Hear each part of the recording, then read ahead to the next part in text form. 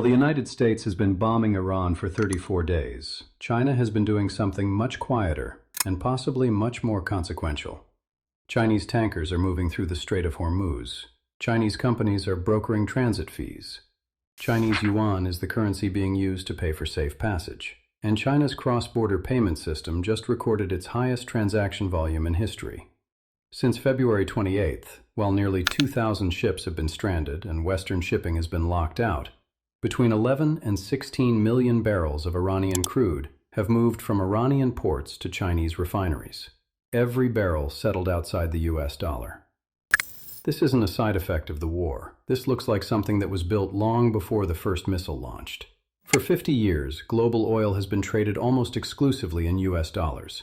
This arrangement, known as the petrodollar system, was formalized in 1974 when Saudi Arabia agreed to denominate all oil sales in dollars in exchange for US security guarantees. It created a self-reinforcing loop that most people never think about.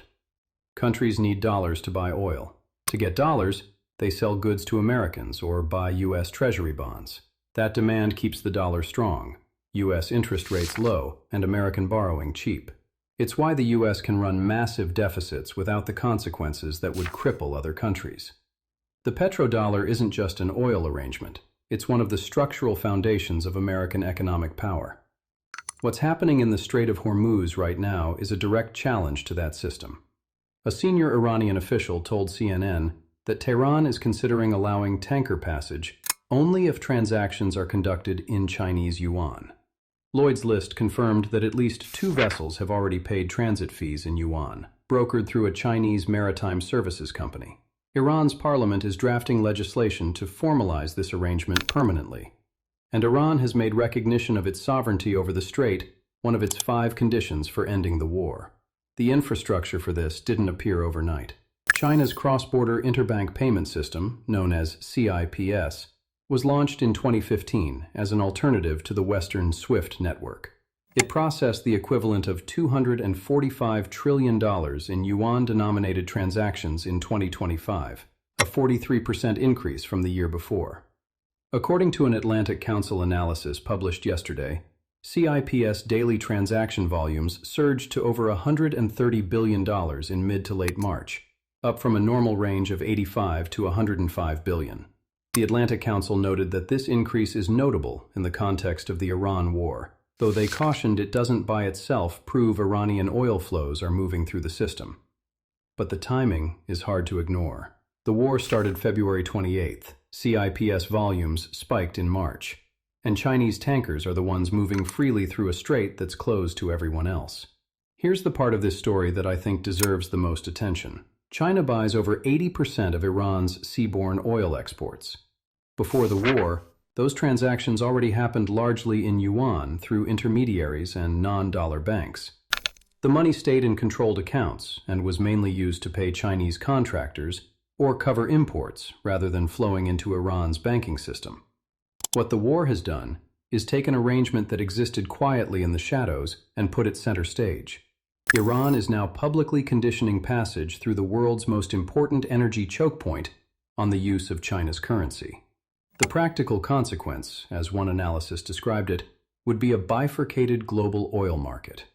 Yuan-denominated barrels flowing through Hormuz for those willing to pay in China's currency. Dollar-denominated barrels rerouted around the southern tip of Africa at significantly higher cost and longer delivery times for everyone else. The war premium that Western energy importers are already absorbing would become structural, not temporary. And the architecture for it already exists. It's already operating. The insurance angle makes this even more significant. On March 5th, the international group of 12 P&I clubs, which provide marine liability cover for 90% of the world's ocean-going tonnage, withdrew their coverage for shipping through the strait. That means the Western insurance system, which underpins the dollar-based shipping network, has effectively pulled out of Hormuz. Chinese ships moving through the strait are operating under different insurance structures, different payment systems, and different rules. They're not defying the blockade. They're operating a parallel system that doesn't need Western financial infrastructure to function. If you ask me, that's the detail that makes this story bigger than the war itself.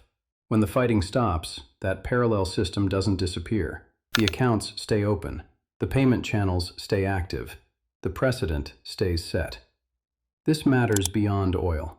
China is already the world's dominant processor of rare earth minerals, which are essential for everything from smartphones to electric vehicles to military equipment.